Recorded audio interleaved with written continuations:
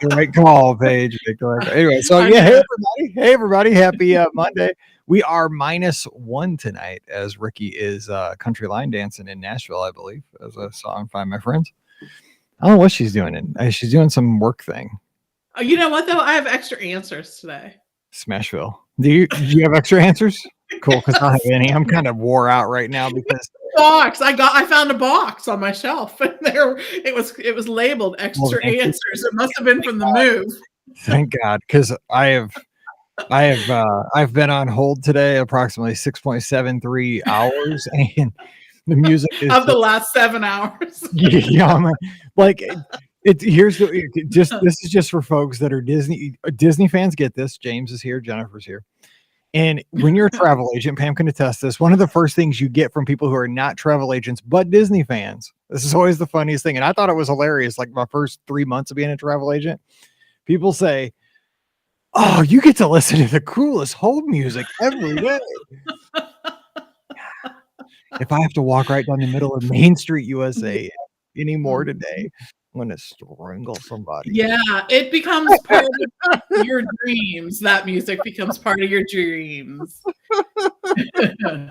I'm walking right down the middle. Let's answer the phone.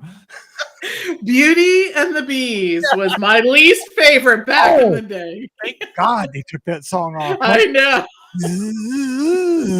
Because I'd literally be like, damn. If that song comes on one more time, I'm going to take this phone and it's going to hit the make from our deck. It's so bad. Yes, I know. There's a few things that people think when you're a travel agent. You get to listen to the best music and they think you can pull a free trip off the shelf behind you. Like you get on that right there. It's behind you. I see it. I know, right? Third shelf. Okay, so we're going to be answering those questions. So if you have questions, drop them in. Hey, shout out to Fulton out in Indiana. Good job getting to the second round of America's Got Talent. Man, if they had a podcasting category, I still would not make it. Promise you. Like, sorry, maybe we could be like most episodes. Exactly. Longevity of some sort. After 2,000 episodes and they still don't have it. That'd be just awesome. There's still all kinds of stuff they don't know. Still trying and failing every Monday. Oh, by the way, so Mallory is cheerleading in the fall, so we may have to shift Tuesdays in the fall, maybe just for a few weeks for football. But because football, she'll be cheering on Monday nights. Wow. Unless something else happens. So we'll talk about that later after summer. But yeah, we had the big cheerleading tryouts last week. We got the reveal yesterday. So she's a high school cheerleader. Oh, very cool. That's exciting. Crazy. No, but that's not best music, John. You are now banned. Right. Okay, he's out. Okay, let's do this real quick. And we will start 2016. It's upstairs. I thought I had the TV on. Okay. Here we go. Welcome to episode 2069 of the Be Our Guest Walt Disney World Trip Planning Podcast. I'm your host, Mike Rallman from BeOurGuestPodcast.com and one of the senior agents over at the Magic for Less Travel. Happy Wednesday to you. Hope your week is going well and hope you enjoyed the Monday podcast where we talked about balloon babysitting. Who knew? I got to ask Pam about this here because I had no idea, but that's what you find out on the Monday podcast when we always bring on a listener of the show. We talk about a recent trip down to Walt Disney World, sometimes Disneyland, sometimes a cruise, even every once in a while an Adventures by Disney trip. But I learn things every time we do an interview, and who knew? So joining me today, it's just you, me, and Pam. No Scotty G, no Ricky. Just Pam Forrester, and that is going to be fun. We're going to have a great time answering your listener questions. She's out in Pennsylvania, co-owner of the Magic for Less Travel. Pam, happy Wednesday. What's going on? Happy Wednesday. I'm ready for some questions, hopefully some answers, right? Hopefully we'll have some good answers here. And just stuff like that. I mean, I love that people are so excited about their trips and think about them and have I can picture families over dinner, right? Talking about, okay, let's plan this for our trip. And then they come up with a question and they send it in. I like that. I mean, that shows some commitment, some passion. So That's us with Disneyland lately. I'm just saying, like it's crazy. Like we're like, we gonna ride the Matterhorn? Yeah, we're gonna ride the Matterhorn. I mean, I've already scheduled the chiropractor, like when July 10th when I get home, because one, you'll need it's gonna rearrange me, and that long flight's gonna probably kill me. So we'll see both. Actually, today, I feel like such a world traveler. Just today, as we're recording, I got an update from Southwest on my flight on the way out to Disneyland. I now have a connection. I've never had a non-stop flight in my life. So, oh, really? yeah, never. I've only ever flown to Orlando, except for like that one time when I was a kid and I got scared and never flew again. So where are you connecting? On a honeymoon. We're connecting in Denver. So okay. we fly from St. Louis to Denver, and we have like an hour, and we have to get on a different plane. It says switch planes, and then we fly the rest of the way into Long Beach. So I'm going to run through the airport because I'm a fan of The Amazing Race with like a backpack and just, look like I'm trying to win some competition. I've always wanted to do that. Like, where's the gate? Got to run. Your family will be way behind you. They'll be watching you run through while you're doing that. An hour is a nice amount of time for a connection. If I could pick a time, an hour would be it. See, I'm already nervous. What if my plane's late? Oh, see, it's getting me, but it'll be fine. They plan all that. Yeah, I can't worry about that. It's out of my control. Nope, I got to say. It is. I mean, it'll be fine. Also, I'm kind of pumped about that too, because, I'm on vacation. It's the beginning of vacation. We're still going to get in approximately the same time. And I would think, I'm just guessing, I have actually speed skated. We drove to Colorado one time. We did a competition in Arvada.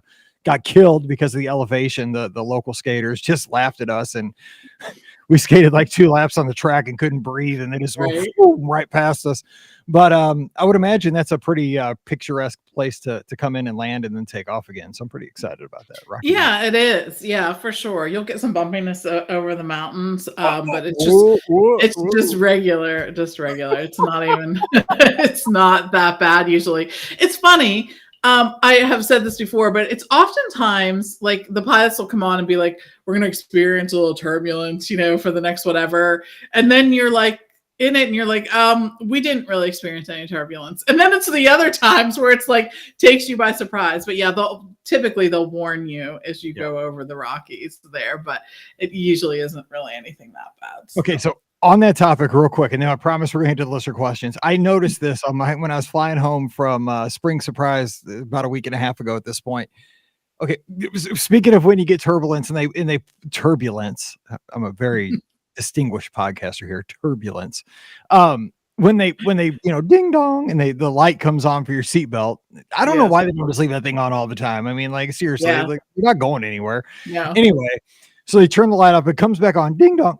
Immediately, every flight I'm on, when that light goes on, somebody gets up to go to the bathroom. Like they were waiting. Aim on. Like this is the opposite. You should be getting up to go to the bathroom when the light goes off. It's every time.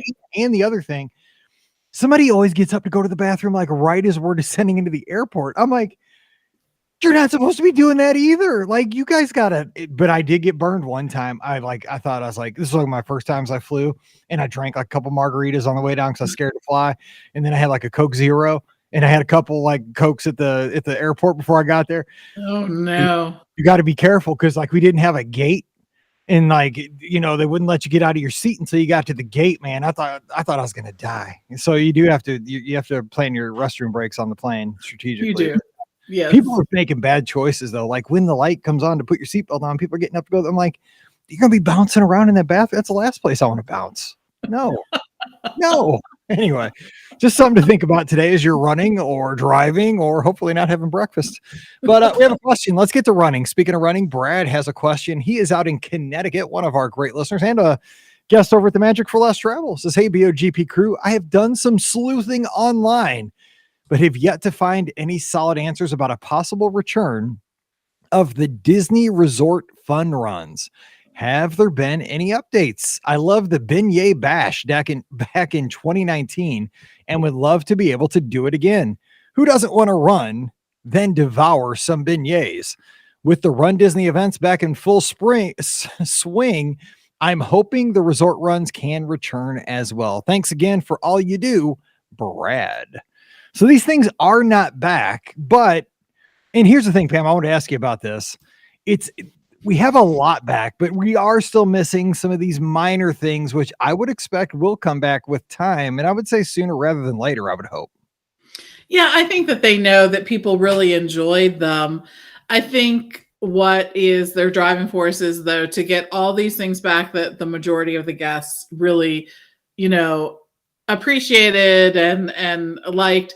There were fun. The fun runs were fun, not heavily populated though, often, right? Yeah. I mean, when you're looking at the percentage of the resort guests who are participating in the fun run, you're looking at a small percentage. Right. And not that I know, not that doesn't mean they're not fun events, but I think because of the staffing shortages that Disney and basically every other company in the United States is facing right now, I think what they're focused on is making sure that magic is there for the most guests. And I think they're doing a great job with how excited are you to be able to hug Mickey again? Just say. How excited is Mickey to hug me? I mean, that's what I'm asking myself. We should ask him. Maybe we should have him on. He should have been our third co-host for today. So. That's right. Yeah, I don't know. He could be missing a mic hug or a Pam hug. Who knows? Yes, that's right. So anyways, I think that's what they're focused on right now. But I think we will see them back along with so many of the other little tiny things. But we just got an email back from a guest who was there today, and we get these we send out a survey to each of our guests and we get them back. And it was so heartwarming. She sent a picture of her and her son at Walt Disney World, and just lots of big kudos to the agent that she planned with. And she was a guest who hadn't traveled to Disney World a lot before, but she was just so excited to share how awesome it was, how the memories she made, how much it meant for them to be there. And I love that. I love when it's still a newish or a newer guest who comes back and is just like, I was completely won over by everything. Like I was, all these things were happening. You hear different things here and there. And I got there and it was all fantastic. That's what I want. Here's the thing about our show. Okay. And I mean, because we have a different demographic than, for the most part than most, like the Disney vacationer as a whole. Like a lot of us listen to these podcasts, we dive into the nuts and bolts. We dive into the statistics and the probability of this happening or not happening. But as a whole, the thing is, even the best laid plans, and we see this with our guests all the time, and I see it on my trips. We're actually going to talk about this on Friday a little bit. It's not necessarily like how many experiences did you get with your Disney Plus usage at the Magic Kingdom on Thursday. A lot of times it's that ice cream that you shared on the beach over at the yacht club while you watch the friendship boats go back and forth on Crescent Lake. And we hear that time and time again from our guests, but you really can't plan for that. It's just being in the moment while you're down there with those people that you love. It is. And that's what it's all about. After, just when I opened the email and I read it and I was just like, oh, this made my day. Like it sort of fills up that bank of like why you do what you do, right? Is that you got to be involved in the process of helping somebody else make these incredible memories. So anyways, just your little good thought for today, everybody. Think about that. Absolutely. It's awesome. All right, let's head to Philly. It's Mike Whelan says, hey, BOGP crew, love the podcast. We listen 4 times a week. We recommend that. My name's Mike and I'm from Philadelphia area. We are Disney vets. See, I could say something because their old ballpark was called the Vet in Philly. So nice. We try to go 2 to 3 times a year, twice with the kids. We have a 5-year-old and a 7-month-old, I guess. And one time with just us. I have 2 questions for the team. I snagged a reservation for the Space 220 Lounge and was wondering if you could order off the regular dinner menu, or are you only allowed the lounge menu? We've been trying to get a reservation here our last couple of trips, but no luck, and the lounge popped up, so I grabbed it. We are also doing the Keys to the Kingdom tour on the last day of our trip. Our tour time is at 8:00 a.m. and the Magic Kingdom doesn't open until 9 a.m., 8:30 a.m. for resort guests. Do we just go up and tell them we have a tour at that time and we get in? Just like when you had dinner reservations before the pandemic for pre-park, We also have a Steakhouse 71 reservation at 1:30 that day, and our flight leaves MCO at 7 o'clock. Do you think we're cutting it close? Again, love you guys and hope you get a chance to answer my questions. Thanks, Mike. Okay, first of all, let me go backwards. I'll get a couple. You're fine with the 1:30 reservation for Steakhouse 71, 7 o'clock flight. You'll be good. Enjoy it. Ask for Tim, greatest waiter, awesome food, great meal. Going backwards. So for the Keys to the Kingdom tour on the last day of your trip, I love that idea. It's a great way to end a trip, to really kind of get to see the nuts and bolts of the Magic Kingdom. You get to go in the utilidors. You get to have lunch with a VIP tour guide. It's awesome. I've done that tour twice, and I'll probably do it again soon. Love it. You're going to have a blast. There is an entrance that you will go to. I think and I'm not sure, but when you go to the touch points, when you get there early, I think it's on the far left. That's where it was when I did it both times. But you'll see at the touch points, there'll be somebody with a sign that says tours or something like that. Just go. You'll see people in cast members. Just go there. They'll look for your names, check your reservation that you're on a tour reservation. They'll let you in. You have done the perfect thing, though. You are going to get into the park, and it's going to be empty. You can take all kinds of pictures right there in Town Square with nobody in the picture on Main Street. It's awesome. Okay, so what about Space 220 and the lounge and all that, Pam? Do you know about that? Can they order off the dinner menu, or do they have to stick to lounge menu? So I have to share a little something. They do have a separate lounge menu. It does include some good stuff, and I think one of the bonuses of eating in the lounge is you don't have to do the prefix multi-course meal when you're at the lounge. You do have a menu there that's available for you. I think if there is something in particular that you want to order off of the main menu, ask your server when you're there. Oftentimes, at most restaurants, they're able to do that. The only thing is the fact that because all those items are prefixed as part of the prefix menu in the regular restaurant, there may be some challenges there. So just think about that. But it was funny because I was Googling that answer during this, just to try to see if anyone else had a report of Disney doing something differently, right? One of the top questions when you Google Space 220 Lounge. Like the autofill. I love seeing what the autofills are on Google. Yes. It's one of my favorite things. I know, same. Is the Space 220 Lounge really in space? Yeah, that's I thought it would go there. Yeah, exactly. Yeah, I was like, yeah, sure, yes, of course it is. So, anyways, sorry I don't have a definite answer for you there, but make sure you ask when you're there. All right, here's a question about Christmas and New Year's 2022. Hold your horses, listener Kristen. We're just in the spring, but we'll answer your question anyway. Hey, Mike, Pam, and Ricky, my husband, son, 25-year-old. And I will be spending Christmas and New Year's at Walt Disney World this year. We're staying at Animal Kingdom Lodge. Would you share your thoughts on a couple of things? Well, sure thing. Number one, where would you want to spend Christmas Eve, Christmas dinner, New Year's Eve? We don't want to be in the parks on these days, but do want an extra special experience to celebrate these holidays. Please share any tips on how to best create amazing holiday experiences / memories while best avoiding the madness / crowds around the parks. We are into food, spirits, adventure, and atmosphere. And she has one other question about Candlelight Processional. Okay, so they don't want to be in the park. So where would you be for Christmas Eve and maybe have a Christmas dinner? Remember, Santa's got to find you. That's the big night. Right? I know. Exactly. I'd be tempted to definitely just visit that whole yacht club, beach club, boardwalk area. And for a few reasons. First of all, there's some great dining there. Of course, the awesome Flying Fish, who we had the chance to visit that restaurant since they had reopened, and it was just as good as I remember. It's such a great place. But they also have Yachtsman in the area. There is Ale and Compass, which is a great restaurant in its own right. That's our secret go-to. No, right? You can get on the gondolas, man. Remember when we only referred to them as the gondolas? So you can get on the gondolas. and visit the Riviera or Caribbean Beach. So the reason why I'd stay in that area is because just the options. You're going to have so many great lounge options. You're going to have great dining options, and there'll just be tons of things for you to do.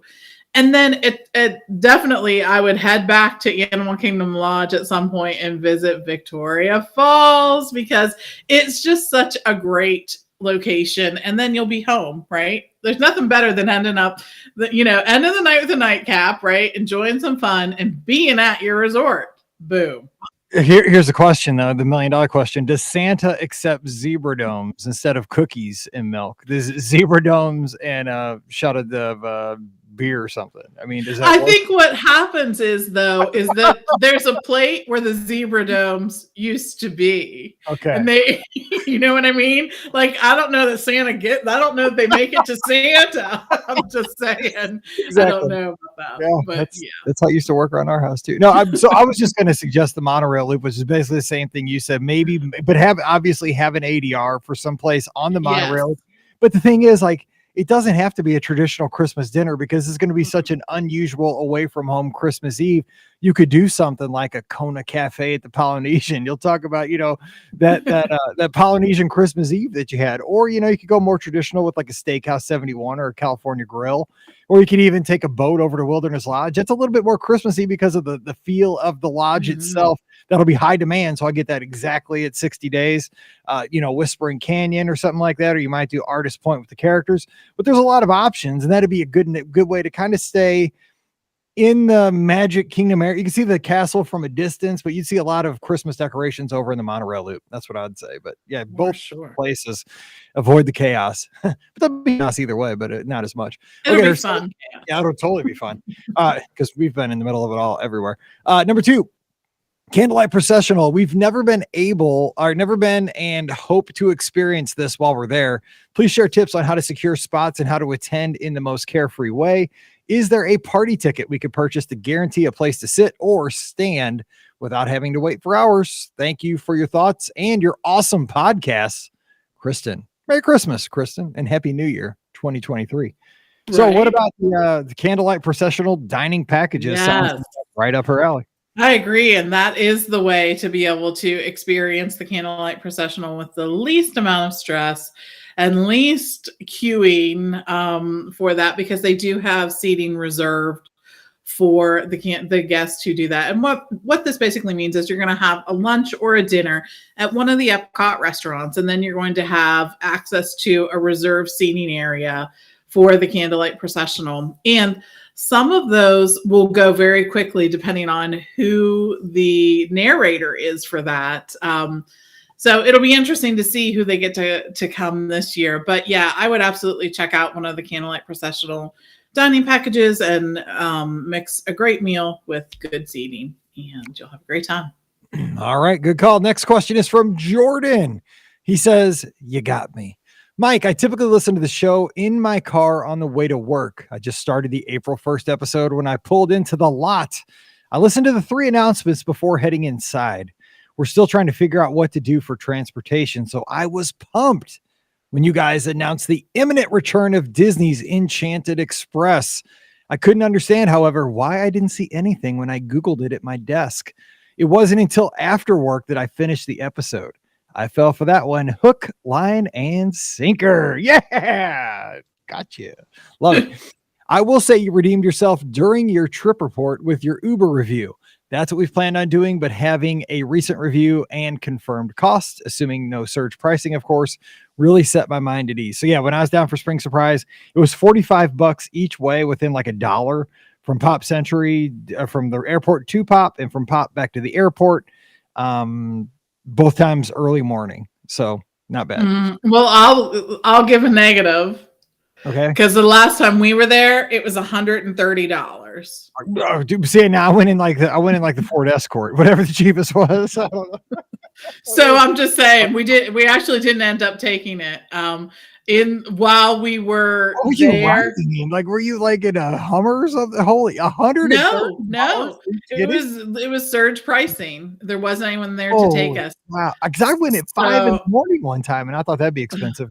wouldn't be many around. I know. Oh, yeah. It wasn't. So actually, while we were waiting for our luggage, Steve got us a car and we drove. Okay.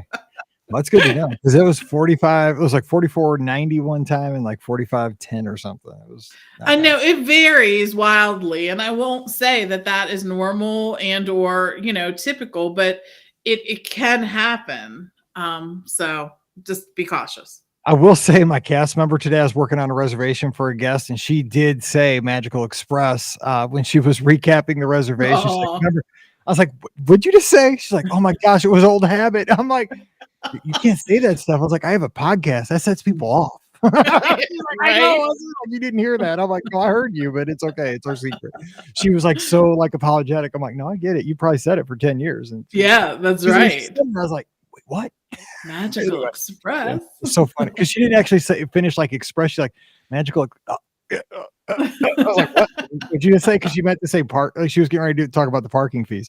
Anyway, your trip report was great. It's so exciting to hear that things are getting back to normal. My kids should even be able to hug Mickey while we're there. I look forward to hearing your Disneyland trip report this summer. We've never been, but it's on our to-do list for sure. Thanks for all you guys do. You guys really do bring the magic home to your listeners. Have a great day, Jordan. So it's just a fun email. I just love reading those. It's great to hear from our listeners like that. It is. All right, how about this one from Mary Rose? Hey, Mike, Ricky, Pam, and Scotty G. Matt and I have been invited by our friends to join them in their DVC stay during my school's spring break. It's our first time going at any time other than August. #teacher life. I get that. That's been my life. I know because it's spring break for most of the Northeast to anticipate crowds and have different expectations than our usual late August trips. Being a fan of the BOGP is mighty helpful in that. Something I didn't hear or may have missed in my busy mornings is some guidance on the Flower and Garden Festival happening right now. We will have maybe 1.5 days to visit Epcot during our quick 4-day trip down to the world. Which booths or activities would you recommend we focus on during our time there? Thanks for all your awesome advice, Mary Rose and Matt Sansone. So let's just kind of take this in general because I was there, but I'm not really a great person to focus on the booths because I just kind of walk around and I don't study the menus like other podcasts do, blogs do that. Ricky probably has something on the mouse for less. I just kind of wander around and like if something looks good, smells good, I'll buy it and then I move on, but I don't memorize things and I don't go like with a strategic plan like, okay, I got to go to this one. How do you attack like a festival, especially Flower and Garden? So if there is a new booth, we always try to go to it because some of the booths will feature some of the same dishes that they've had in past years, and some of them will be a brand new booth. And there is a Farmer's Feast one that is by Test Track. So it essentially has, I think there were 3 different menus, an early menu, a springtime menu, and a summer solstice menu, right? So depending on what was in season during that. But we were there the first day it was open, so we had the opportunity to try the early bloom menu, which had, and it was actually some of the best food I've had at an Epcot festival. It had potato and leek soup. It was chilled potato and leek soup. So good. It had a char-grilled bison ribeye with a creamy leek fondue. Again, fantastic. And it had this goat cheese creamsicle pop, which I know, right? Sounds odd. That sounds weird to me. I know. That's a little bit of past my comfort zone. I'm just saying a little. If I hadn't told you what was in it though, you wouldn't know. It tasted like cheesecake. I heard somebody mention that on another podcast I listened to, and they gave it to their kid, and their kid devoured it, but she did not tell the kid what it was. And same thing. So I guess I'm just a kid. Exactly. So that's exactly. It tasted really sort of like cheesecake on a popsicle. Okay. Yeah. I know, right? Cheesecake. I'd be like, Mike, here it is. It's cheesecake. And you would have eaten it. It's fine. Yeah. It's just on a stick. Right. So, but all 3 of those items were really, really good. And so those are the things. So one of the things I think you should do is head over to the Disney site or the Mouse for Less and check out the menus and see if there's food that actually appeals to you. We also tried the UK booth this year had a savory scone, which had bacon and sun-dried tomato or something like that. Hello, bacon in a scone. Yes. I mean, anything with bacon is going to be good. And this was, no exception to that. So check shout out shout out to Malcolm, whose country's coming through for the festival this year. He's in the chat. You put bacon and stuff, Malcolm. They knew the way to our heart. So anyways, that. I think the other things that are important besides the food booths to check out while you're at the festival is to the butterfly thing is always like a highlight, don't you think? Awesome. Yes. Over there by the Imagination Pavilion, kind of by the land. Yes. It is. So that's really cool. And I think too, the topiaries at each of the countries. They've upped their games on those things. Those things, they used to be like abstract. Right now, I mean, if that thing got up and walked away, I would not be surprised. This in the goofy one at the very front of the park, that thing is like the Statue of Liberty. That thing's like 30 feet tall. It's huge. They're really good. So do all those things. And then, of course, make sure that you see beacons of light on Spaceship Earth during the festivals. They're offering some really cool things. And first of all, I loved when I saw Beacons of Light. Okay. We were there for a media event and they took us to see this. And it was like, oh my gosh, this is fantastic. And it was my favorite thing about the 50th celebration. Well, it remains my favorite thing about the 50th celebration because they keep changing it up. And I love that they can. So yeah, make sure you check out those. And here's what's even better. I was thinking about this when I was down there for Spring Surprise. Like, it's great because you get to experience it with like the music and also here's a small thing that I really appreciate. Maybe it's because I'm like the age I am and I wanted this. I wanted like a Geo tracker, like the remember the old Geo cars, and it was like the SUV. But my dad wouldn't let me get one because like that thing will flip like when the wind blows and you'll be dead. Just like in the mid 90s, early 90s when I was in high school. So but what you would do back then is you would trick it out by putting like lights on the undercarriage. But you couldn't drive with them because it was illegal, but you'd have the lights on, so when you stop, you could put them on. They did that to the monorails now. Like, so the beam. Yes. That's a cool little touch. I think that's that's a shout out to the 90s. And we'll talk about the marathon theme too here sometime. Yes. That's just what to say by the bell. I know, right? Yeah, so it is. There's something about being there during a festival. And it's not even necessarily the food booths, although I like them and they're part of it. It's just the whole vibe there. I mean, it's just the festival vibe. You just wander and just like, if you see something, go for it. Yeah. That's the whole cool thing. All right. So Chris is here in the live chat. He says, I'm going solo for the first time this summer and considering a visit to Oga's Cantina. It's not something I would do with the family. Does it live up to the hype? And then right behind him in the live chat, Dennis Keithley pops in, who is the ultimate Star Wars expert. So I'm going to have Dennis pop up an answer here in the live chat and we'll defer to Dennis, but I'm going to ask Pam. I've been in Oga's Cantina a couple times with DJ Rex spinning it up in the corner. That's right. DJ Rex. It lives up to the hype for me. And I think it's better. I shouldn't say it's better without your family because they're probably listening upstairs, but this, like, if there's a few places to go solo, see what I did there? That's pretty funny. Solo. I didn't even mean to do that, but I just caught it on myself. Gotta correct myself up. Oh, that was hilarious. Yes, Han. Anyway, so if there's a place you want to go, this is a cool place to hang out solo. Just kind of take in the atmosphere and see what else is happening. All the scoundrels in the galaxy. I don't know. I'd totally go there. I think it lives up. I think everybody should go there. It's one of the best things Disney's ever done. I think it has really fun drinks from which to choose, right? Lots of good foaming and oh my gosh, they're again built for Instagram and social media and everything else. And also, in addition, I think for Star Wars fans, there's part of it that feels very familiar, right? Yeah. Kenobi could show up behind me and tap me on the shoulder at any time. Absolutely. So I think it's fun. I really, truly do. It's something that we have done more than once. Gosh, a lot more than once. So we must have liked it. And I think it's just a cool thing. And it's a must do at least once for a Star Wars fan, I think. Right. I was down. So the first time I went, I remember it was the craziest thing because like I wanted to go so badly, but it was one of those things that was like impossible to get in at the time, I thought. And so I think it was the weekend the Skyliner opened. I went down for that, and I think it was right around the time Galaxy's Edge opened. It was in September. And I didn't have a reservation, so I was just passing through Galaxy's Edge Batu.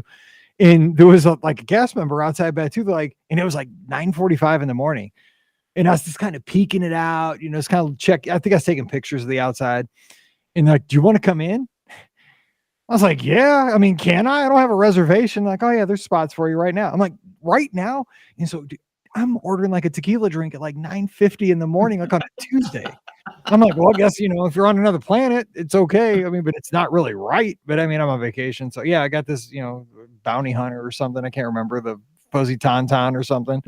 I mean, I didn't know. I don't even if it had tequila, I was like, I'll probably like that. So I got that. It was just crazy. But yeah, Dennis has never been to Oga's Cantina. That shocks me. Now he is going to Disneyland for the Star Wars celebration out on the West Coast. So he's going to get to go. Oh man, you're going to love it. Dennis is going to be, it's like, here's Dennis. If you've seen episode 7, Han and Chewie walk into the Millennium Falcon, dude, that's going to be Dennis walking into Oga's. Whoever he's with is going to like, we're home. Anyway, so there you go. That's going to be so fun. Let's see. Mary's got a question here in the live chat. Good question. Looking for religious services for Easter at Walt Disney World. Do you have any information at all? Because it is Good Friday this Wednesday on this show. It'll be Good Friday on our next show that we record. And of course, Easter Sunday is this Sunday. So just in time. Pam, where would you go though if you're looking for a nearby church to celebrate the Easter services? So they don't have services on site. I know at different times over the years they have done that, but they haven't done that in many, many, many years. I think it would depend on what kind of service you're looking for. If you are Catholic and looking to attend a Catholic service, I know that one of the easier ones to get to and one of the more popular ones to get to is the Mary Queen of the Universe Church. There's also a non-denominational church I know that is in Kissimmee, but that's what I would do. Check see what you're looking for and see if you can find a church that's in the Kissimmee area, and that'll probably be one of your closer bets. All right. Question here from Sarah says, hey, Mike and BOGP crew, I'm a listener of the show. I found your podcast when I first decided to try to plan a Disney trip with my daughter way back in 2019. I actually hadn't really listened to podcasts before then, and yours was the one I first found. Anyway, that original trip was going to be much smaller than what it has become. We had originally planned on less than a week in November of 2020. I'm a teacher and can't often miss many days at work, which has gotten worse from the increased shortages after the pandemic. We delayed that trip and have planned our finally trip. She calls it finally trip, just coming up in June, literally days after school gets out.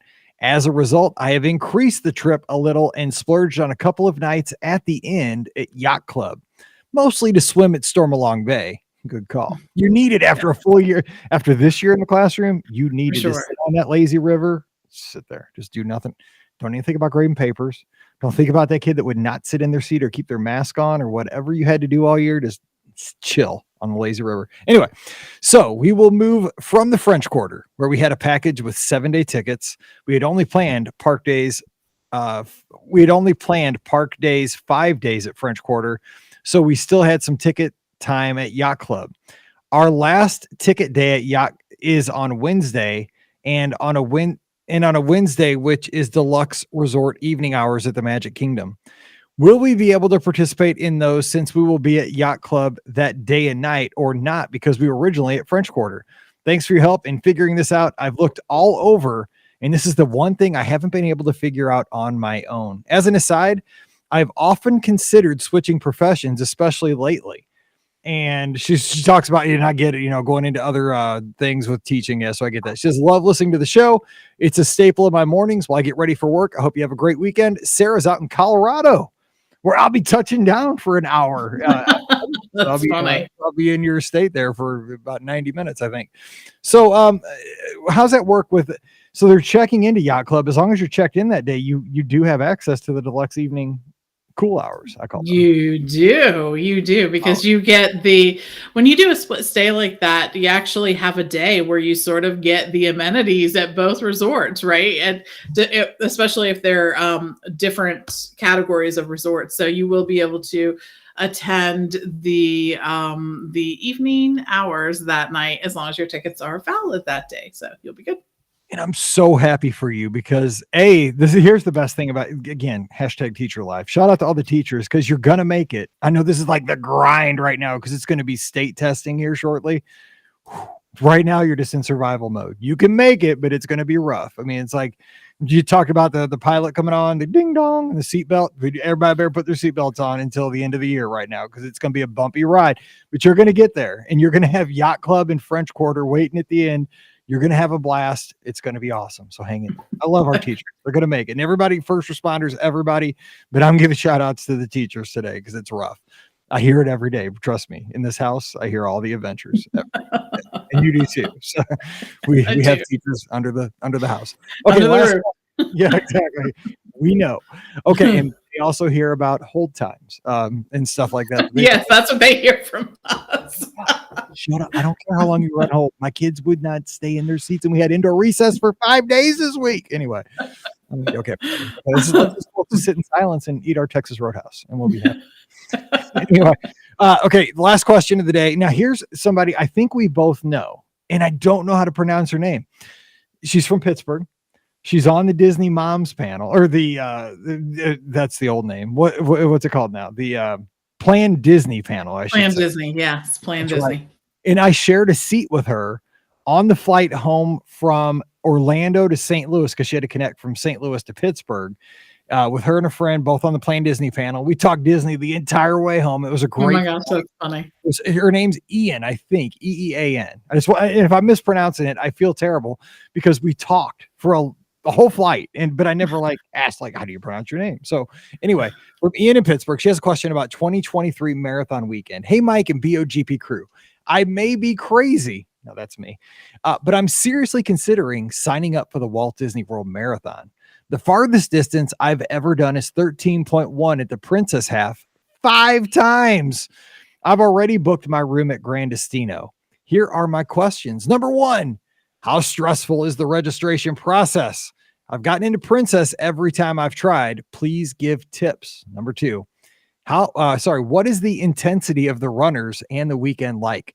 Princess is pretty low key. Thanks so much, Ian. Okay, let me hit this real quick. First of all, if you and again, this is only you say this at Disney, if you just want to run the full marathon, that is one of the last races to sell out by itself. It's actually always the last race to sell out by itself is the full marathon alone, without any challenges, without Dopey, without Goofy.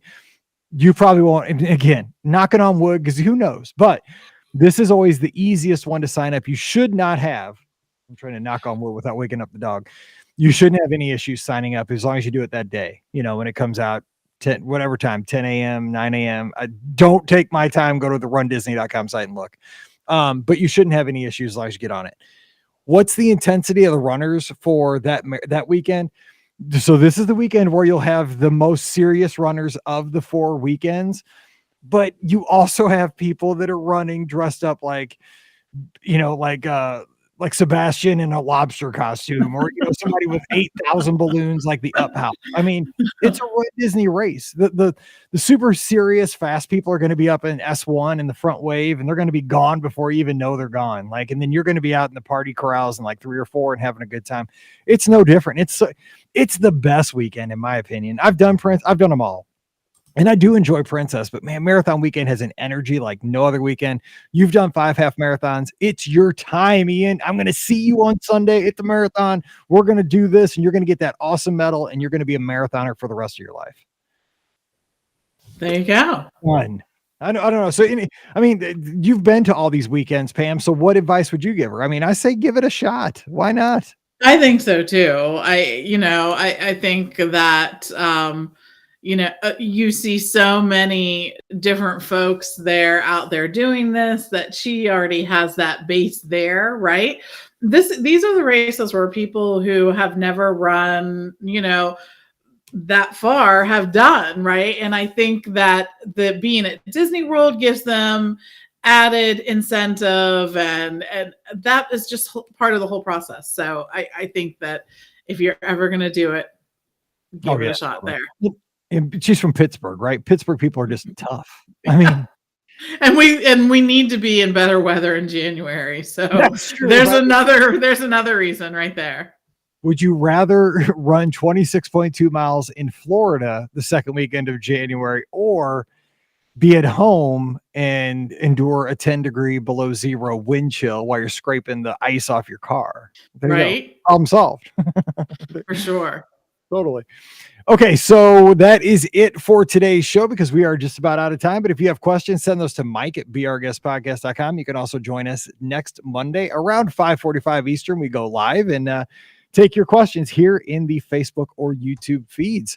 Don't forget, today's show always brought to you by the Magic for Less Travel. The agents, we talk about this at the end of every show and at the top, but seriously, the agents are standing by, and their simple goal is to help you plan the best Disney vacation possible at the lowest price possible, because we know money is tight. Prices are going up for everything right now. And when you can save a little money, this past week, we got a discount for everybody that has Disney Plus. That was kind of nice. And if you're listening to this podcast, I bet you if I had a magic 8-ball, you probably have Disney Plus. And so that's some way you can save money. But then again, here's the thing.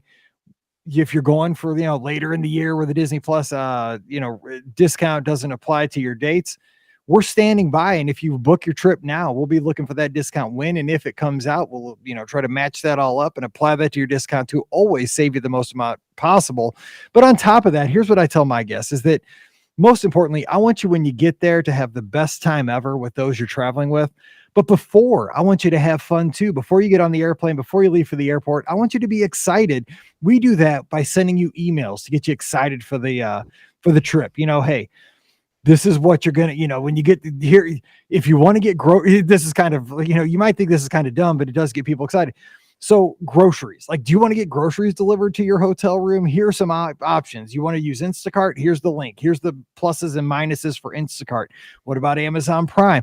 So you're going to get these little tips that are going to help you get in the perfect spot to plan a great vacation. So when you get there, you've got it all figured out. You're in the best spot. People are going to be asking you for advice when it comes to Disney travel. And that's the whole goal, is to make you informed and ready to go. And when you get there, you are ready to have a great time. And when you get back, you're like, man, we had awesome. I get that all the time. We had such a fun time. We were ready to go. We knew what we needed to do. And that's really kind of the best thing ever. So when it comes time for your next trip, we'd love to help you plan, and it costs you nothing extra. So just give us a shot over at themagicforless.com. Please also use our Amazon affiliate link, beourguestpodcast.com/Amazon. That one extra click really does help us out. And thank you so very much to our patrons. You guys support the show each month, and it really does kind of keep us going. So please do continue to do that over at patreon.com/beourguestpodcast. And you get a bonus show every week called Mike in the Midwest. All right. You can always follow the folks on the show. Ricky is at Ricky Nibs, RIKKINIBS on Instagram and Twitter. I think she's down in Nashville right now. I don't know what's going on with that. Maybe taking some line dancing lessons. Who knows? But Pam's at TMFLT Pam. You can also follow the Magic for Less over on Instagram too. That's a fun follow. And I'm at Be Our Guest Mike on Instagram and Twitter. I'd love to talk to you this week. So come on over. Let's have a conversation on the social media. And of course, subscribe to the show on Facebook and YouTube, and you'll know every time we go live. Finally, if you don't mind, leave us a rating and a review on Apple Podcasts. We can help get the word out about the show. And for everybody that has done that already, well over 1,000 ratings and reviews, thank you for taking the time and for the kind words. We sure appreciate that. But if you haven't, a couple minutes, we'd really appreciate that here this week. All right, we're going to get out of here and be back again tomorrow with the replay from Sunday night's live show. We took a lot of calls and just had a ton of fun. We've got a call about, Listener Eric told us about one time him and his friends wandered into Citrico's, or maybe it was Narcoossee's. I can't remember. It's the Grand Floridian. The restaurant was closed, but they didn't realize it was closed. They sat down at a table. They were having a staff meeting, and they ended up feeding them salads and waters because they felt bad for them. Yes, that's the kind of calls we get on Sunday nights. So if you want to, I can't tell the story well. So if you want to hear that story tomorrow on the feed, it'll come out. And then on Friday, Pam and I'll be back talking some more fun Disney to get you ready for the weekend. That's fun. You don't know what you're going to get when you open up the phone line. That's what I love about the live calling shows. It's so fun. Anyway, we're going to get out of here and wish you a great Wednesday. Stay safe. Stay healthy. For Pam, I'm Mike. Wishing you a great Wednesday. And time to get back to work. And we'll see you real soon. Oh my gosh. Ricky is in Nashville. She's here. She's country line dancing. Look at that. What are you doing, Ricky? Are you at the hockey? Are you at the Preds game? Oh, wait, that's wrong folder. Because I know she's not like at her work thing now. She's probably doing something fun. So it was episode EPI. Episode 2069. Edited. She's going to Blake Sheldon's bar. Fun. A couple weeks ago, talking about parking fees. Try to discourage cars, reduce traffic. Yeah, it's a good question. I think they just started implementing parking fees because everybody else was doing it. You know, I mean, it's just kind of, you pay to park everywhere. But now car rental fees are so expensive. They are. Oh, man. You do book tours at 60, I believe, Alfred. Yep. Didn't want to miss those. We were getting long on the show. Yeah. So, okay. So we're going to talk about the little things. Here we go. 71. Here we go. Welcome to episode 2071 of the Be Our Guest Walt Disney World Trip Planning Podcast. I'm your host, Mike Rallman from BeOurGuestPodcast.com and one of the senior agents over at the Magic for Less Travel. Happy Friday to you. Happy Good Friday. And I hope you have a wonderful Easter weekend with your friends and family and get to kind of slow down and just really take it in this weekend and, be able to relax and spend some time with those you love. And today we're going to kick it off with some fun Disney talk. And we're going to do that by talking about some of the little things at Walt Disney World that, you don't have to be, spun upside down or have your hair on fire. Some of the things where life is just good when you're just enjoying being on property. And I think that kind of fits in for this weekend. So joining me to do that, we have Pam Forrester. She's the co-owner of the Magic for Less Travel, queen of the little things. Pam, what's going on? Happy Friday. It is. It is the little things that I think make all of our vacations special. And I'm happy that we're devoting like a whole episode to talking about the little things because there's a lot of little things. Right. And I was thinking about this because, this show's probably not going to be super long because it is, the holiday weekend. People are getting together, going here, there, and everywhere. But when I was down for Spring Surprise, it's funny how things pop up, right? And you look back at the weekend and they go by so quick, like a race weekend, especially when you're down solo. And so one of the things I wanted to talk about that brought the show idea up as I was thinking about this is that I took a boat ride from Old Key West to Disney Springs. Now, here's why this happened. Let me kind of give you the backstory. It's one of the most enjoyable things that I did that whole weekend besides the race. I mean, I did a ton of fun stuff, but looking back, when you get home and like you're back at work, you're back in the grind, you're like, if I could only be back doing this.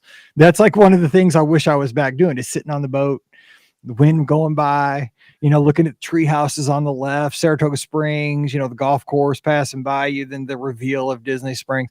But the thing is, the whole reason this happened is because we went over to Olivia's to have brunch after the 10 miler I went with Scott's family, and I left my credit card at the table because I put out my annual pass little card and my credit card, and the waiter was great. He's like, "Oh, don't worry about it. I know you're an annual pass holder. Just put your annual pass thing away."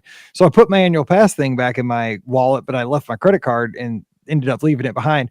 Well, anyway, we got to the studios, had a voicemail. "Sir, Mr. Rahman, you left your credit card." We put it in the safe.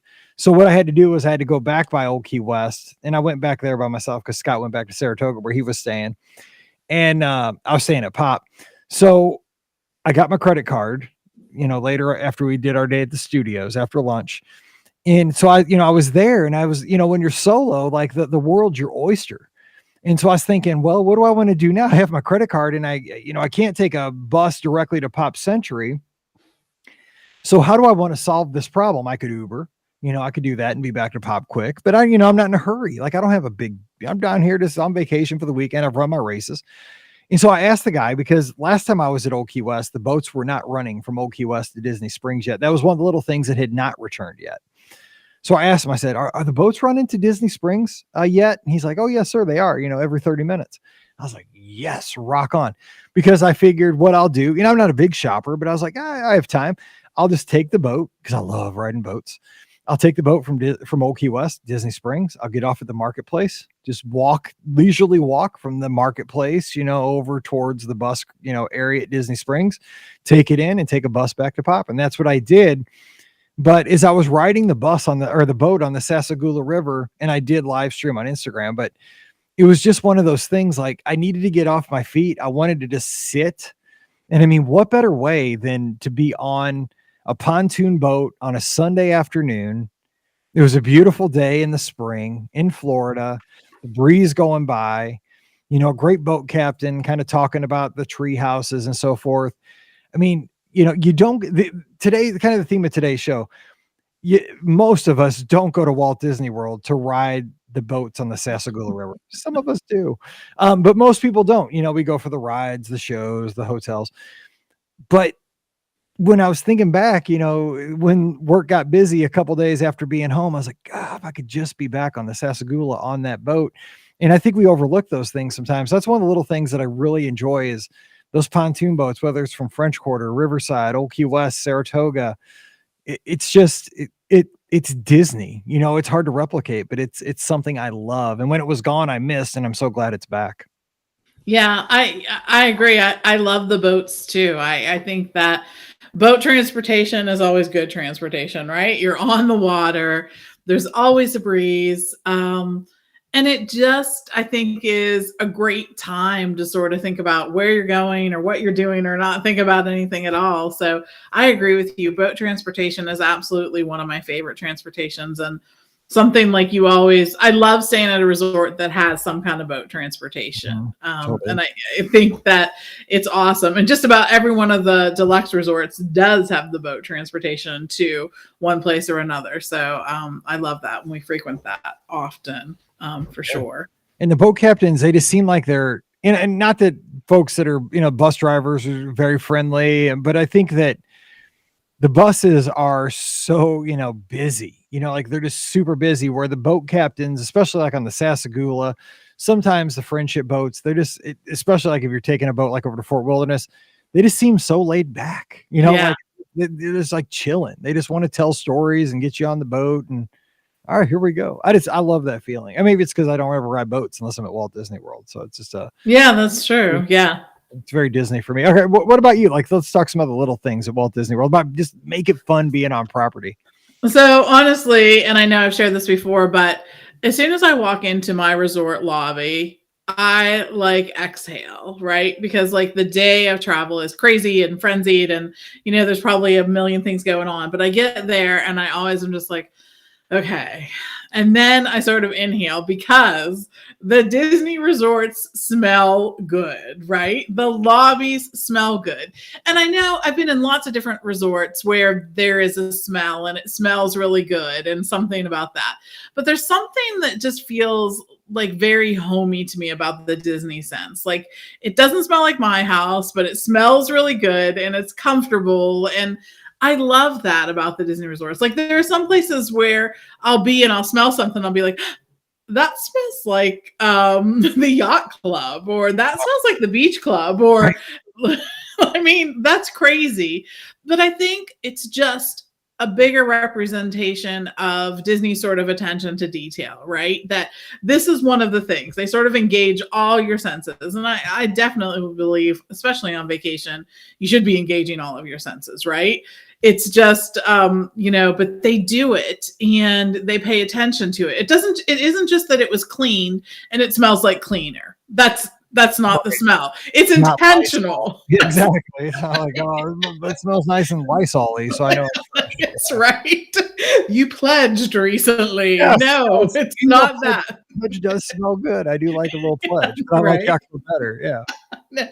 So I like that. And to me, that, it does feel like a Disney resort when I'm there. So Yeah, I totally agree with that. And mine is about the resorts too. And here's something that again, Ricky just ducked out. I think she's going to some Blake Shelton's bar in Nashville for after work.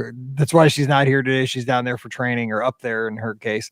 Um, She'll never do this, but I think it is magical. I mean, there's certain levels of magic on your Disney vacation. Seeing Tinkerbell fly from the castle, always magical. Whether it was wishes or enchantment, whatever it is. Aaron even mentioned that right now with Tinkerbell flying. That's a level of magic. Getting a free cupcake on your anniversary at Whispering Canyon, dude, that's always magical. It's like, hey, I've already had dessert. You're bringing me another dessert. Okay, what's 2,000 calories just on dessert today? Who cares? It's magic.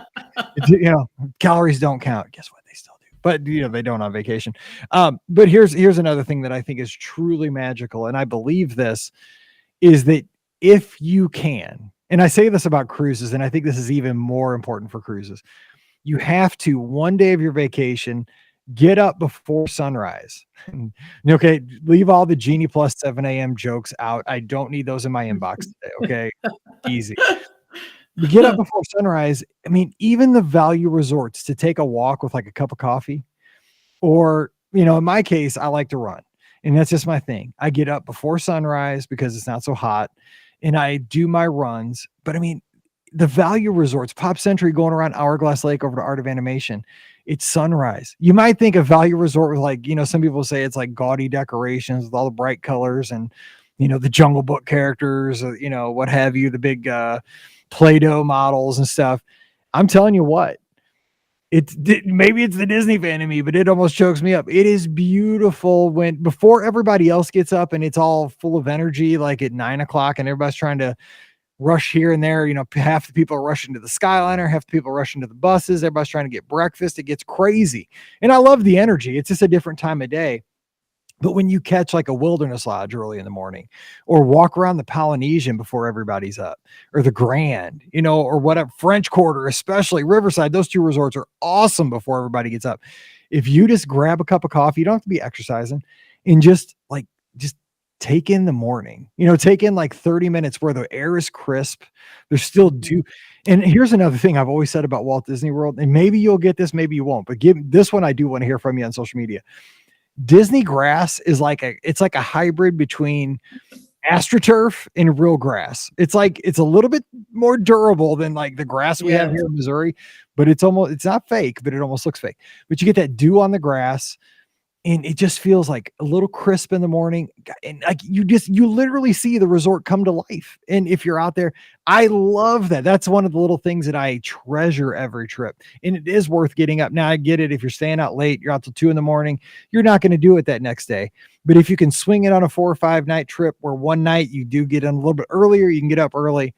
I don't know. You're a morning person too, Pam. Do you agree? I mean, I think it's worth the investment to get up early once. It is. I know. Yes, I'm one of those morning people. I'm sorry for the people that's annoying too, because I do. I get it. Believe me. Awesome. I know. But I get to see the sunrise almost every day. And at Disney World, it's just that much more special. And I think a lot of it is, some of the things that Mike was saying, that I really enjoy seeing the resort come to life. There are relatively few people awake first thing in the morning. Yes, it is. At Pop Century, okay, I think there's 2,000 rooms at Pop, right? I mean, right? There's more than that.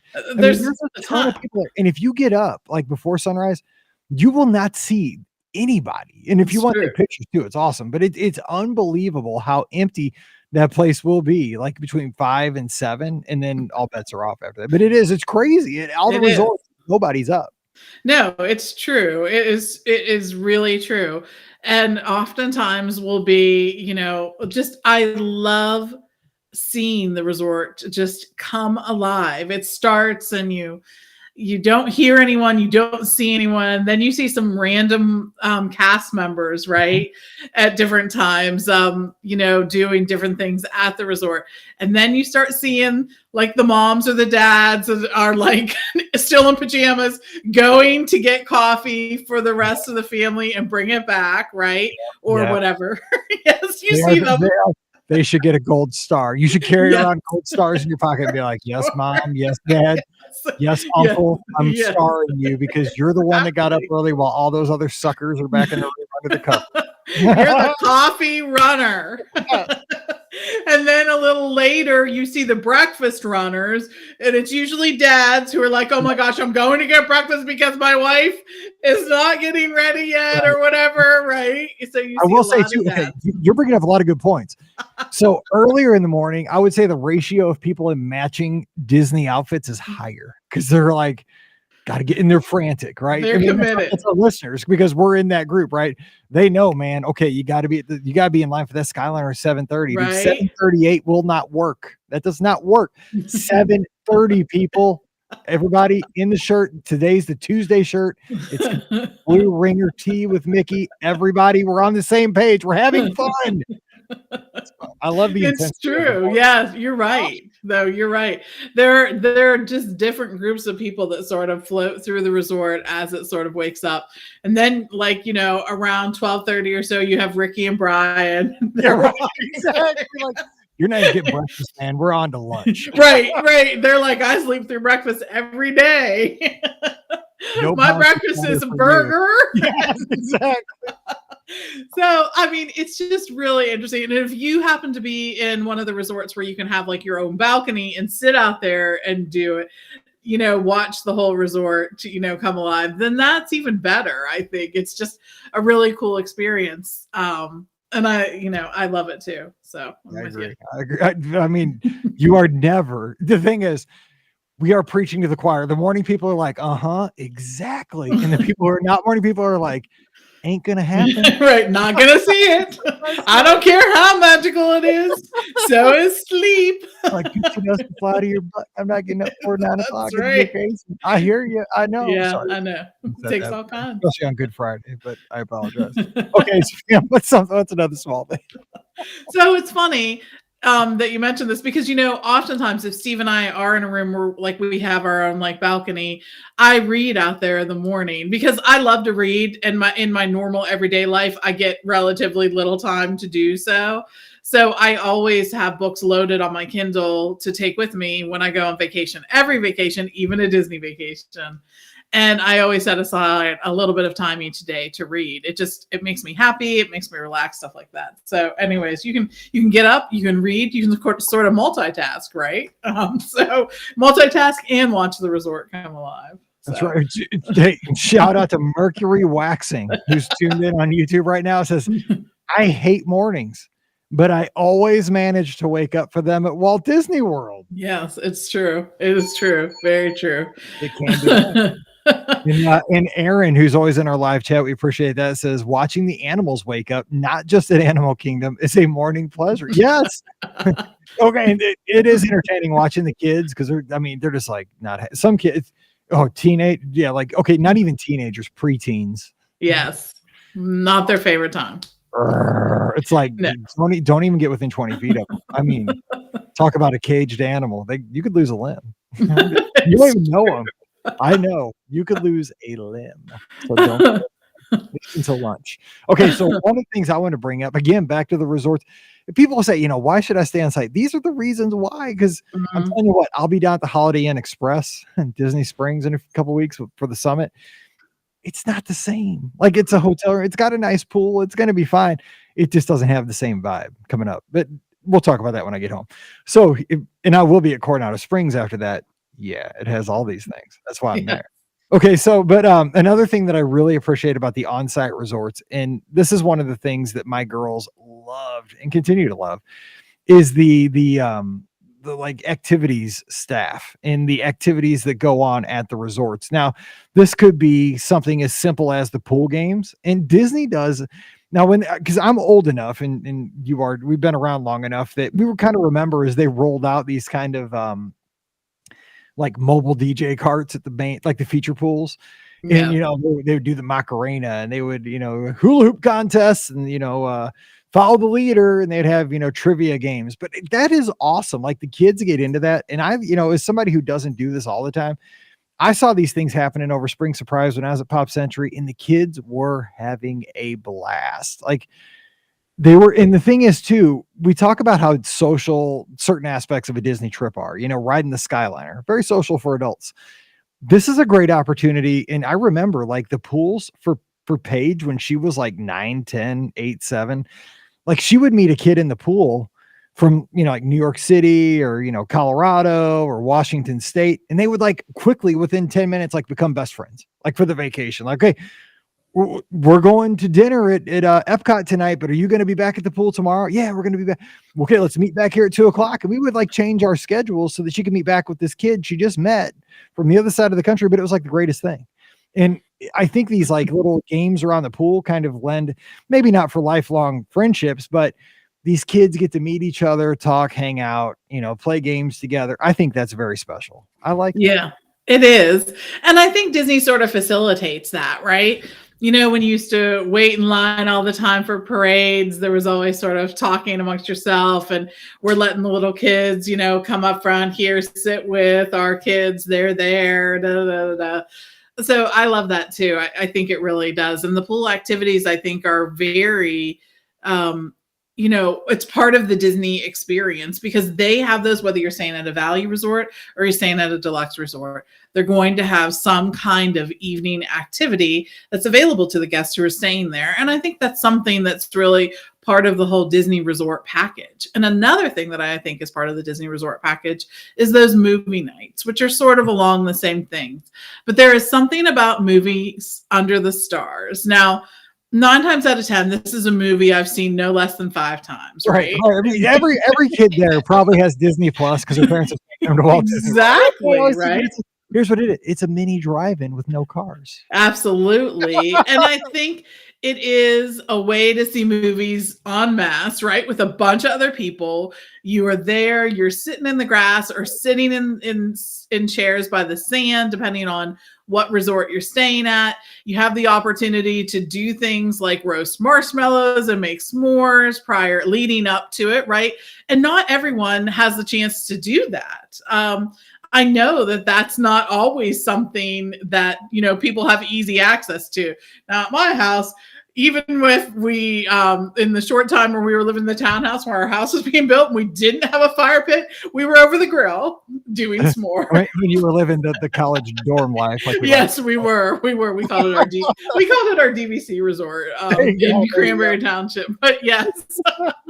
So anyways, but, they'll get to do that. They'll get to hang out. And I think that's a really cool thing too. And just something really nice that Disney decides this is important enough. This is part of the experience. They don't want you to have to feel like you need to be in the parks all the time to be having fun.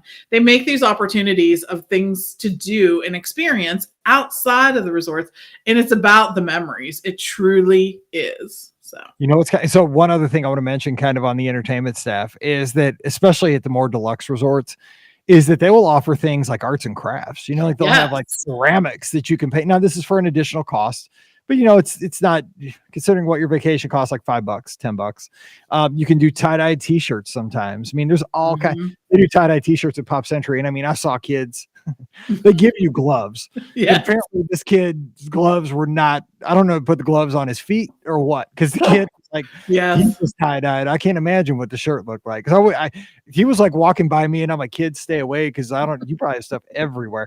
But I mean, it's that kind of thing where if you make a little souvenir, it's more special than buying a souvenir. Like you made that, like you painted it over at Beach Club, you painted a little ceramic, I don't know, snow. Right. Yes, exactly. Like your little Olaf. But I think that is fun. Here's the funniest thing too, is because you hear a lot of stuff when you're down there solo, because you just, you kind of take in the whole thing because you're not talking to anybody. Is that occasionally you'll hear parents like, we have to go to the Magic Kingdom. Like, you cannot stay here and do another round of trivia at the pool, or you can't do a tie-dye t-shirt at Pop Century, man. We got right. rides at the, like, you are begging your kid to go to the Magic Kingdom to ride Seven Dwarfs Mine Train right now. Like, what is wrong with this picture? Like, but I mean, it's great to have options like that, but it's like, when you think about it, it's like, wait a second, like, this is weird.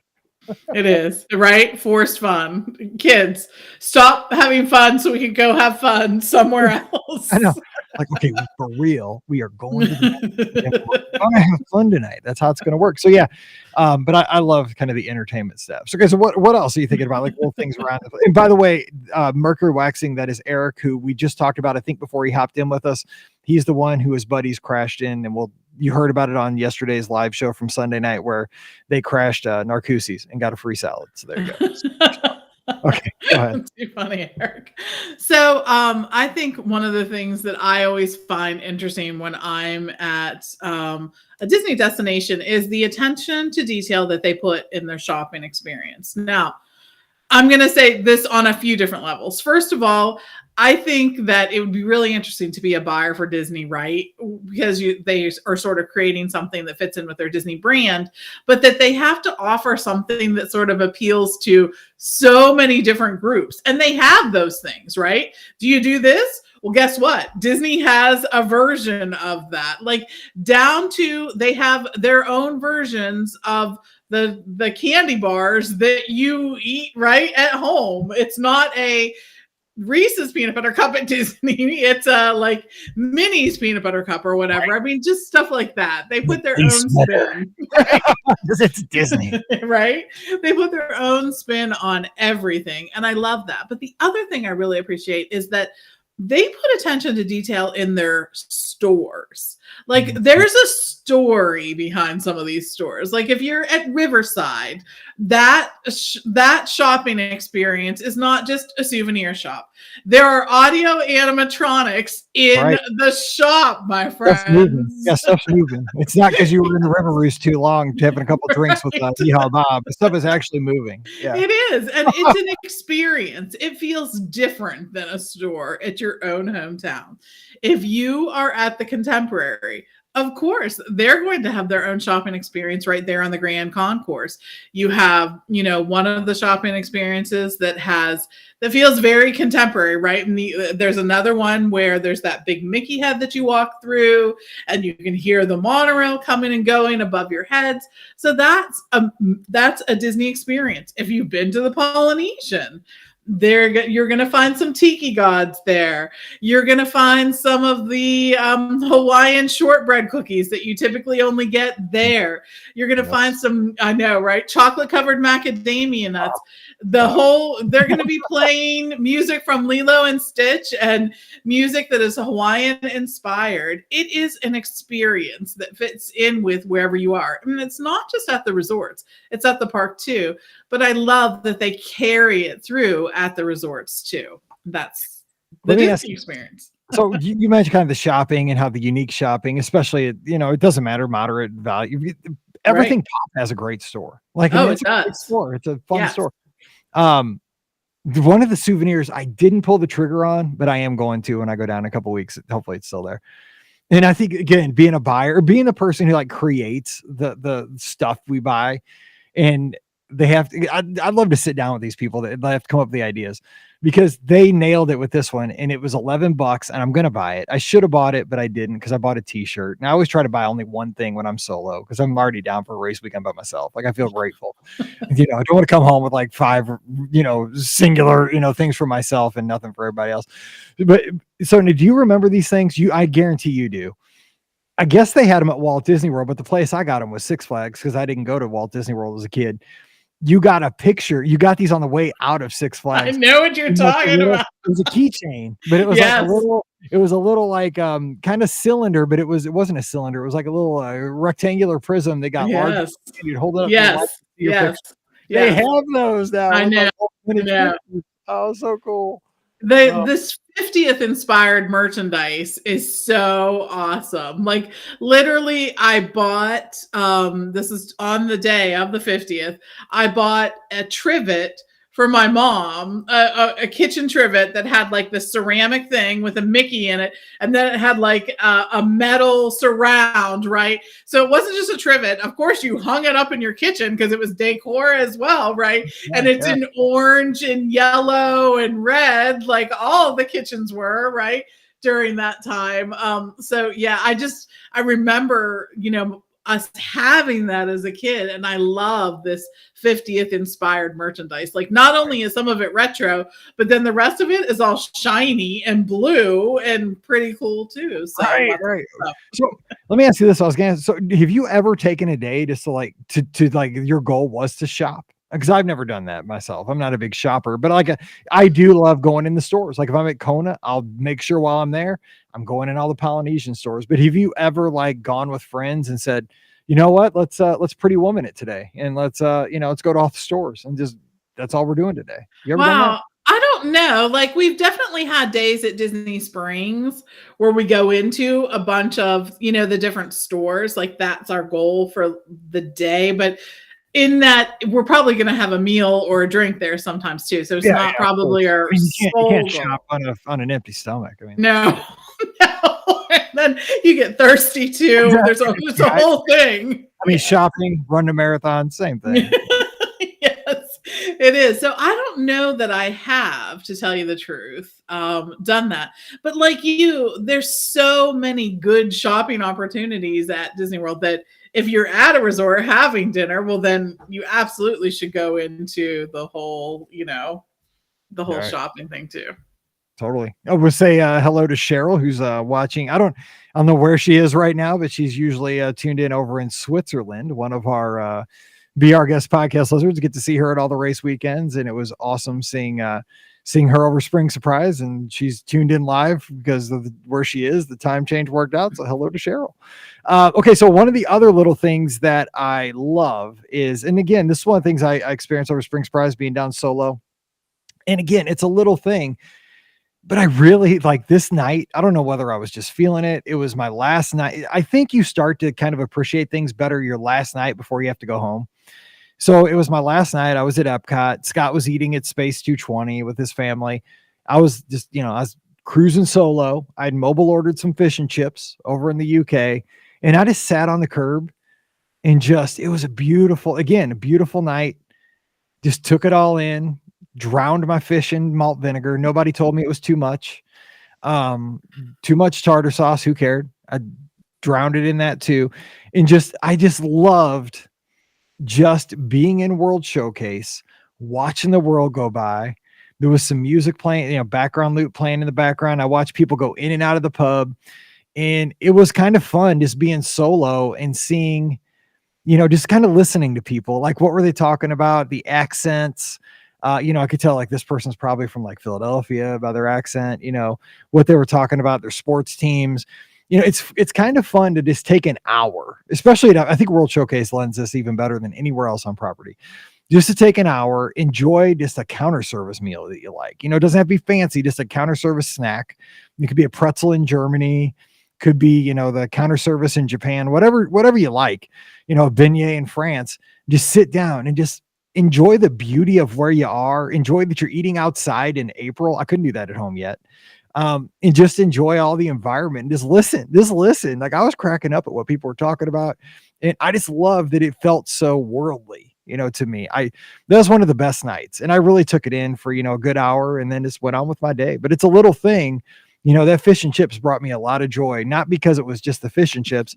It was that I got to spend an hour just relaxing and taking it in Epcot at the UK.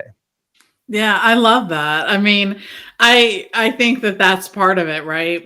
Part of I think really appreciating where you are is to stop and make it a conscious effort to do it, right? You have those moments, I think, on vacation more than anywhere else, where you're just like, wow, things are not bad right now, right?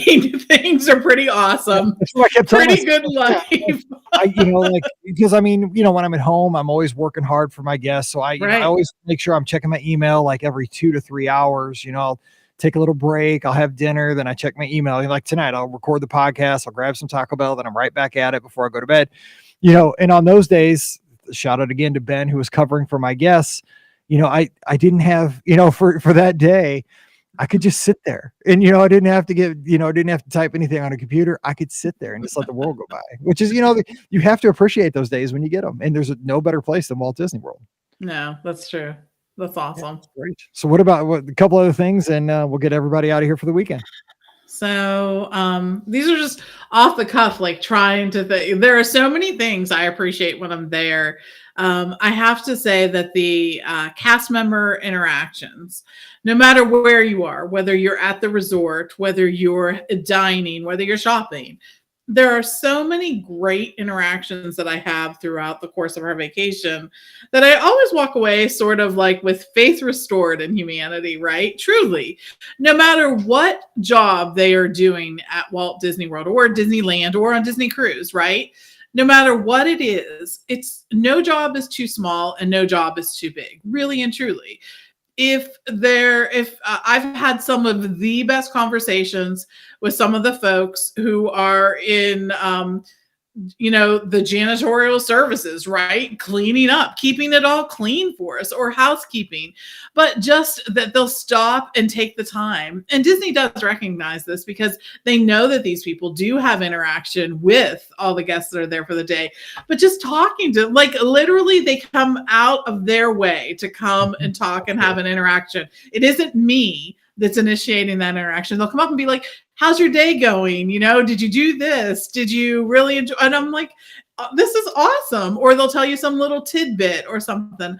I love that. And especially right now, it just feels like there's sort of a lack of that when I go to other places. I mean, no, not calling anyone to the carpet on any of these things. It's rough. I realize retail is rough, right? Especially like retail and working with the public and all of that. It's not always easy. The real world's a little rough right now. Right? Yes, it is. Truly is. But all these cast members seem genuinely, when they ask the question, it's not just okay, how's this? How's your day going? Thanks. Okay, goodbye. Transaction ended. It's not transactional. It feels very real, right? When you do that. And there's something about that, having someone, who feels sort of invested in your experience, right? They're there. They want to make sure you're having a good experience. They want to offer you some advice on how your experience can be better. All of those things. I love that. And I think it shows their passion for what they're doing, their belief in their company and what their company stands for. And they feel that responsibility, right? That they realize that they are the face of the company, and making that happen, making those interactions happen, I think is really cool. And I love the cast members for that. I really, truly do. Always have, always will. Always have. I mean, it just makes you smile. Like just thinking about that right now, because it doesn't matter what role they're in. And a lot of times it's unexpected. It's not the maitre d' at Victoria and Albert's. It's the person who just cleaned up after you in your hotel room, which my family, we're on vacation. There's 4 of us in a room at Pop Century. It looks like a tornado hit, and I feel terrible. But they're still polite, and I'm like, you should just be like scolding me, and you're nice to me. You've seen the worst. It's so horrible. Okay, real quick, one last thing. I'll jump this one in. This one's kind of tangential to a Disney vacation, but I love when I fly to Walt Disney World. Like, there's something almost magical at that gate, right? You always see people that are wearing Disney stuff, right? Yep. And plus, I go down a lot solo because we go down for media stuff. We go down for races. We go down for, all kinds of stuff, but, solo for work sometimes. And so, when I'm with my family, I'm always talking to my family. But when I'm not, and I go there, for a flight, I will always strike up a conversation with somebody because I'll be wearing like a Run Disney hoodie or something. I always have some kind of Disney stuff on, and Disney fans like to talk Disney. I mean, yes, they do. Hello, this is episode 2071. I've done this. I love it. This is what I do. It's my thing. And I just feel like I'm starting a podcast at the gate. Hey, let's talk Disney. But it's fun. And there's even like an anticipation on the plane. There's always a lot of kids, which, I did have a kid kicking my seat all the way down last time for something surprise, but I made it. It was fine. I was like, dude, just tell your kid to quit kicking the seat. But anyway, you get that when you go to Disney. You get that. Like, it's just going to happen. Like, it's a kid. Yes, they're excited. And it's exciting, right? I mean, inevitably, like 50% of my flights, I'll hear somebody like, as you're making your descent into Orlando, you hear somebody be like, look out the window, maybe you'll see Mickey Mouse, maybe you see the castle. And I love that. Like, I've never flown anywhere at this point except to Orlando, like I've said. So this is like my only flight. So this is my only thing, but it just feels like the gate going to Orlando is way more fun than like the gate going to, I don't know, Tulsa. Nothing against Tulsa if you're in Tulsa, and I'm saying when I'm at the gate going back to St. Louis, not very fun. Like, I'm going back to my real world. I will say I was at the Pittsburgh gate doing some work before my flight home, and I met a listener. So there you go. Coming home from Spring, so I shout out. So that was great. But I mean, you see that because you've flown a lot of other places. But I mean, there's something special about a flight and the gate and everything going to Orlando. It's just cool. Yeah, it's like you all are there for a common purpose, right? I mean, like you were like, yeah, we're going on vacation. Yeah, we're going to Disney. I mean, I love it when there's a little kid and you're like, are you going to see Mickey? And they're like, yes. So that's just sweet. And it's sort of a shared experience that we can all sort of, do together. So That's awesome. I love it. Okay. Do you have one last thing and then we'll get out of here and have a good weekend? Anything else? So I wanted to just say one of the things that I love about certain resorts is that you can enjoy a nighttime show from your resort or from your room. And that is something that is really quintessential Disney, right? There are very few resorts around the world where you're going to see a Disney fireworks show or a fireworks show the caliber of a Disney show from your own resort. And I love that. I mean, I realize it's not every room, not every resort, but Disney has made that over the past few years a lot easier to get a room that has those things, right? There's actually categories now at many of the resorts. Yeah, right. It's your fireworks view. Yes. It's your fireworks view, right? But if you're staying at the Contemporary, you're going to be able to see them if you have a theme park view room. If you're staying at the Polynesian, again, that kind of thing. But then there's also like the resorts in the Magic Kingdom area where you can see the electric water pageant, that kind of thing. Those are very cool experiences. And that it's a big thing, but at the same time, it's a little thing. It's your room view. And that's a cool thing. It's always so cool. And this has, again, I hope this show has you. Like, I'm so jazzed to get down in a couple of weeks again. I was just there like 10 days ago. But every trip is special. And the thing is, these little things are not the thing you're going to see in the commercial. Like we were at dinner the other night and I saw a commercial for Guardians of the Galaxy roller coaster already, like the coaster. Yes. The commercial. I'm like, whoa. I mean, this was like 2 weeks ago already. I was like, damn, did you see that? Because we were eating dinner at this like little place called B Hall. It's like a little bar, hole in the wall bar and grill by our house. And it's a sports bar. They have all these TVs. I'm like, did you see that? Like, yes. I was like, I'm like a kid, but that's like what everybody's going for. But inevitably when if you're listening to a Disney podcast, when you come home, it's probably not that you're talking about. Maybe it is that you're talking about, but you're also talking about some of these little things too. I think that's what makes Disney. It is for sure. It's the little things. Yep. And shout out to Dion too. Got to meet Dion down there. He's awesome. He's he ran with us too. He's a cool dude. Talked about he jumps off cliffs with those wingsuits. Like those. No, really? Oh yeah. And he works like at the corner of like Iraq, Iran, and Kuwait. And we were talking about the weather there, how hot it is. I'm like, you're the man. Like, wow. Dion is cool. So I got to meet Dion. It was awesome. Shout out to Dion. But they said Dion and Cheryl watched Harmonious from their table at Topolino's. I did too. Yes. I joked with Scott. I was like, that's like the God view. Like, I mean, like, when God, right. His creation of Harmonious, that's what God sees. Is that view. That's so funny. Pretty funny. Yeah, it's pretty cool. All right, so we are going to get out of here and wish you a great weekend. Thanks for hanging with us for this week's shows, and of course, we'll be back again with more shows next week. But have fun this weekend. Don't forget, these podcasts are always brought to you by the Magic for Less Travel. The agents are standing by this weekend as well to help you book an amazing adventure to a Disney destination, whether it's Walt Disney World, Disneyland, Disney Cruise Line, or even Adventures by Disney. See the world, but under the Disney umbrella. What a better way to do that. So all you got to do, it's super simple. While you have some downtime this weekend, hop on an iPad, hop on an iPad or your phone or, a laptop, a desktop, whatever you have handy. Just type in themagicforless.com. Great spot to land. I love the resort guides for Walt Disney World. Seriously, I talk about them all the time. They're awesome. But you can check out all the destinations, even Universal, if you want to go check out Volcano Bay or stay at Royal Pacific and check out all the stuff happening over there. If you're a muggle, did I say that right? A muggle? Yeah. You're a muggle. Am I a muggle? I think a muggle is like a commoner, right? Yeah, Right? a muggle's just like someone who's isn't a wizard or a witch. Yeah, I'm not sure. I'm not a witch for sure. I don't think I'm a wizard. I'm a pinball wizard maybe. But anyway, Universal as well. Just telling you, magicforless.com. It's all there. Check it out this weekend. We are standing by. We're going to help you plan a great vacation. Check them out today over at themagicforless.com. Also, please use our Amazon affiliate link. It really does help us out. So bookmark it if you can. Use it as often as you can too. It's at beourguestpodcast.com/Amazon. And sincerely thank you to our patrons who support our show. I cannot thank you enough for that. If you'd like to get a bonus show every week called Mike in the Midwest and support the show at the same time, come on over. We'd love to have you. Patreon.com/Be Our Guest Podcast. Give Pam a follow. She's at TMFLT Pam on the socials. I'm at Be Our Guest Mike. I'd love to talk to you this weekend. And of course, you can subscribe to the show on Facebook and YouTube. Just search for the Be Our Guest Podcast. That way you'll get a notification every time we go live, and you can hop in and join us like Cheryl did from Switzerland tonight. Malcolm did from the UK, all folks from around the United States.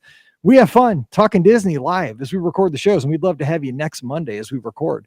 Also, if you don't mind, leave us a rating and a review for the podcast. We sure appreciate that over on Apple Podcasts. And thank you sincerely to everybody who has done that over the last 14 years. It is very much appreciated. All right, time to get out of here and wish you a very happy and safe weekend. So for Pam and Ricky and Scott, I'm Mike, wishing you an awesome weekend. Stay safe, stay healthy, and we'll see you real soon. All right, that's a good one. That was fun. Boom. That was fun. Time to eat some dinner. All right. All right, good one. All right, see you. All right, okay. I'll see you. Bye. Bye, everybody.